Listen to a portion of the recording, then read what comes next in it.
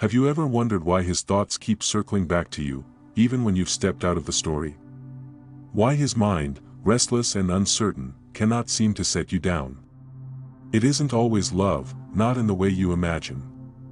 Sometimes it is the psyche itself, performing an ancient, unconscious ritual, a summoning of what was once exiled, because what he can't stop thinking about is not you, it is what you represented in a hidden map of his soul. Carl Jung once said that every soul holds both light and shadow, and that what we suppress does not vanish, it waits.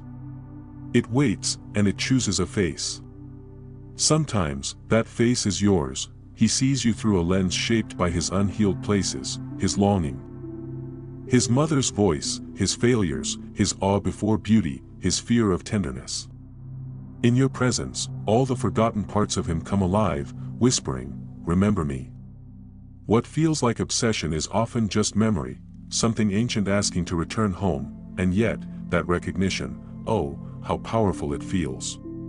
When a man meets the mirror of his own anima, that inner feminine image Jung described, he mistakes the reflection for the woman before him.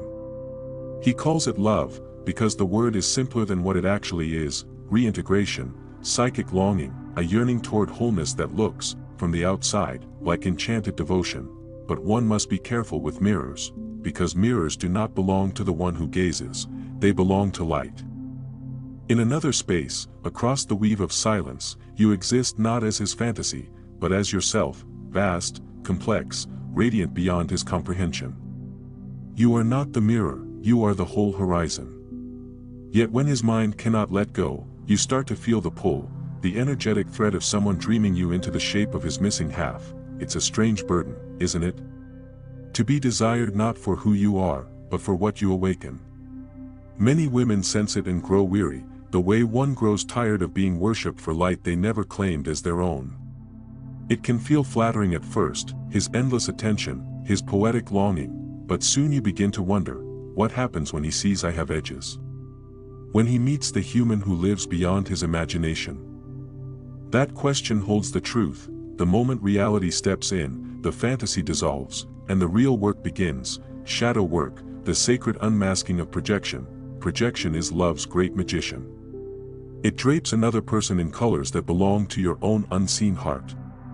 He projects his longing, and you shine more brightly for it. You project your hope, and he glows with potential. But these lights dance on the surface, they aren't yet love. Love begins where projection ends, when each person recalls their own light and shadow, and looks without illusion. So why can't he stop thinking about you? Because your presence demanded he look into his unconscious, because you moved something he dared not face. Because the pattern of your voice, your independence, or your silence activated the archetype buried beneath his logic, the lost feminine, the intuitive wisdom he buried in the soil of ambition, comparison, and pride.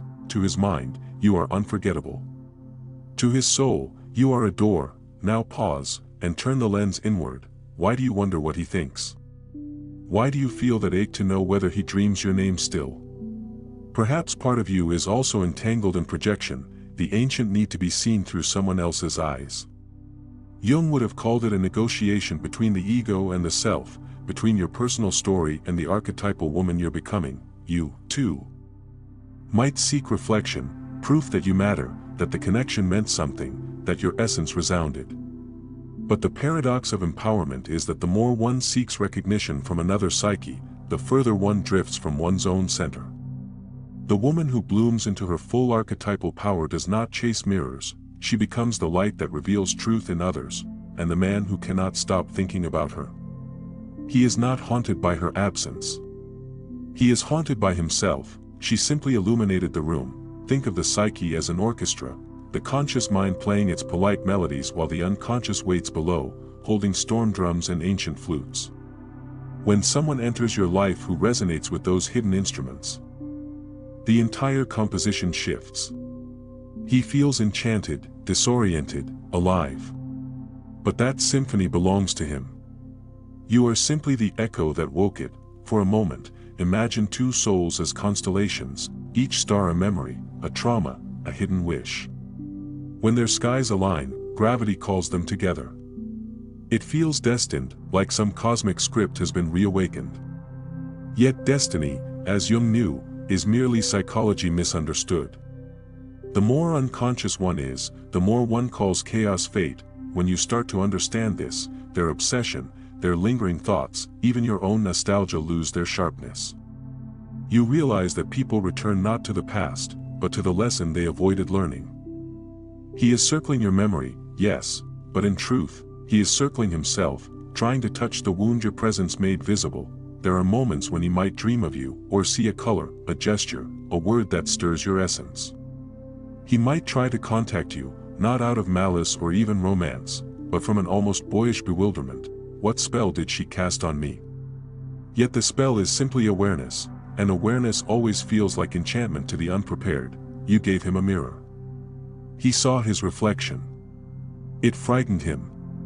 It fascinated him. And now, he's caught between running and remembering. His psyche whispers, "Go back," his soul replies, "Go within," and if you listen closely. Beneath all his thoughts about you, there hums a softer rhythm, a plea for integration. To become whole, he must reclaim the qualities he saw in you: grace, courage, tender intuition, emotional depth. They were never yours alone. You simply carried the symbols. The moment he understands this, the obsession ends. The moment you understand this, you are free. Freedom, though, begins with detachment, not coldness, but clarity. Stoic philosophers spoke of this long before psychology had terms for it. They said, "Do your part faithfully but surrender the outcome." What belongs to another's soul cannot be controlled, and what belongs to yours cannot be taken. This kind of detachment is a numbness. It's sacred sight. When a woman embodies her own worth, when she no longer needs to be the vessel of someone else's awakening, she transforms from an object of longing into a teacher of wisdom. Her absence begins to feel like sunlight withdrawing at dusk. What once looked like loss is simply a return to her own orbit. In that space, she realizes something essential. Love is not validated through their remembrance of her, but through her remembrance of herself. But let us step, for a while, into the subtler layers, the archetypes that dance behind this story. In him, there is the archetype of the seeker, longing for understanding but fearful of dissent. In you, perhaps, the archetype of the alchemist, turning the heaviness of emotion into clarity, sorrow into power. When these meet, a sacred tension arises, a dance between transformation and resistance. He is drawn because he senses completion, you are stirred because you recognize awakening. Neither of you fully understands the forces at play, yet both are moved. Psychology explains it through complexes, emotional resonance, and attachment patterns. Poetry explains it through destiny. Both are true. The psyche speaks in symbols, and sometimes a symbol wears human skin, but every encounter contains two journeys, outward toward connection, and inward toward self-realization. Only one leads to peace. Now picture him again, the one who can't stop thinking about you. Not as a villain or a hero, but as a traveler walking through his own labyrinth. Each thought of you is a turning, each memory a torchlit clue. The deeper he goes, the more he encounters his own shadow, fear of inadequacy, hunger for control, shame around vulnerability. He may blame you for the labyrinth. "She made me feel this way," but really, you were only the threshold. It is his own unconscious he's wrestling with. And until he accepts that, the thinking will not cease. Jung believed that whatever the ego resists will persist, that repression breeds obsession. So long as he refuses to admit his feelings, refuses to learn from them, the thoughts of you will loop endlessly. It is not romance, it is repetition. The psyche's way of knocking on the same door, again and again, until someone finally opens. And what of you in this story? The woman, the reflection, the center of his fixation. What is your task? It is to remain in your center, to refrain from shrinking into his image of you or inflating into his fantasy. To keep your heart soft, but your boundaries sacred, to remember, even when someone's thoughts chase you endlessly, you owe no chase in return. You are not the correction to his wounding. You are the evidence that healing is possible. When you hold yourself with this gentle authority, the energy changes. What once felt like energetic pursuit becomes a quiet release. It's as though your soul whispers back across the unseen thread, return home. Look not for me, but for what I represented. That whisper carries compassion, not contempt. Because understanding someone's psychology is never meant to harden you, it's meant to free you from taking it personally. Compassion with boundaries is the rarest kind of power. In this, there is also your own shadow work. Perhaps part of you needed to be idealized, needed to be unforgettable. The ego often thrives on admiration. It feels like safety, proof of impact, the reassurance that you meant something. Jung would smile gently here and say, the things we most need to disown are the ones we find most flattering. To release power, to stand without it, that is individuation. The slow, luminous process of becoming the whole of who you are, not the reflection of another's gaze. This is where psychology meets poetry, where self-worth ceases to come from how someone remembers you. You discover instead a quieter joy, the joy of being real. You no longer need to be unforgettable. You're at peace being authentic. Time passes. The memory fades on his edges. Maybe he finds another reflection, another chance to encounter his anima, another opportunity to integrate what he once sought in you. And you? You move forward lighter, less bound by the story of what it meant. This doesn't make the connection false, it makes it complete. Each union, Jung said, awakens us to the greater self, if we let it. Every heart that touches ours, even briefly, carries us closer to awareness. He thought of relationships as the crucible in which consciousness expands. They burn, yes, but they also forge, so when he can't stop thinking about you, understand, you played your part in an alchemical fire. You transformed like base metal to gold, and the heat was mutual. But gold does not stay molten forever. It cools into clarity. There's a tender Stoic truth here, too. Everything is borrowed. Attention, affection, fascination, they flow in and out of us like tides. When we clutch the waves, we drown. When we let them wash through, we remain grounded. The Stoics did not mean to deny emotion, they meant to teach mastery, the kind you now feel rising quietly inside. You begin to perceive that what once felt painful, a man lost in thoughts of you, or the absence of his words, was never really about competition or validation. It was about consciousness testing its own boundaries. You were learning how to love without losing yourself. He was learning how to face his own depths without drowning in them. When you see it this way, the entire story bends toward grace, and yet, there's still poetry in it. The memory of his gaze, that early electricity, the laughter, the weight of silence afterward, it all becomes a mythic language between two parts of consciousness. Each gesture, each pause, each choice suddenly feels symbolic. The text your lives wrote together without knowing the words. It becomes clear that he can't stop thinking about you because a deeper truth is trying to articulate itself. Something about love that does not own, about beauty that awakens without binding, about how the feminine presence can illuminate the masculine spirit without diminishing her own fire. In this illumination, you find the lesson of both Stoic serenity and Jungian integration, to neither crave nor fear attachment, but to let it reveal your depths. He is thinking about you because his soul remembers the doorway, not because his ego wants control. You, meanwhile, are beginning to see that you were never the door, you were always the entire landscape he walked through. Some evenings, the air still hums with the memory of it.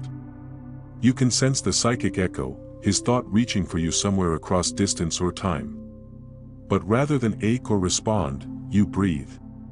You let the thought approach like a wave, greet it with softness, and let it go back to the sea. This is detachment as art, meeting what arises with awareness, not resistance, and for the first time, your energy no longer leaks toward needing to be remembered. You feel sovereign, self-contained, spacious. That is what emotional liberation feels like, oxygen returning to places that were once tight with longing. He may still wonder, still feel, still remember. But the more you anchor into your own light, the less his thoughts touch you. They pass through, like wind through open windows, because the lesson has completed itself. Somewhere in his silence, understanding dawns. She was never mine to keep, nor was she sent to vanish. She was the messenger of something sacred. She revealed the missing pieces, and then she returned them to me through absence.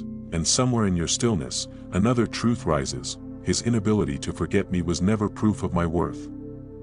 My worth has always been the still center in me that watches all of it, the longing, the memory, the healing, and remains untouched. When this realization fully blooms, it is like dawn breaking inside your heart. The sun does not announce its coming, it simply fills the room. The final transformation comes quietly. No dramatic goodbye, no vindication. Only a gentle neutral space where once there was a pulse. You look at the old story, the old dance of obsession and recognition, and feel gratitude. Not for the person, necessarily, but for the evolution the experience demanded of you, because to be unforgettable is one thing, to be at peace is another. The first flatters the ego. The second changes your life, and so, the truth behind the title unfolds. He can't stop thinking about you, but not for the reason you think. It is not love he's chasing, it is wholeness.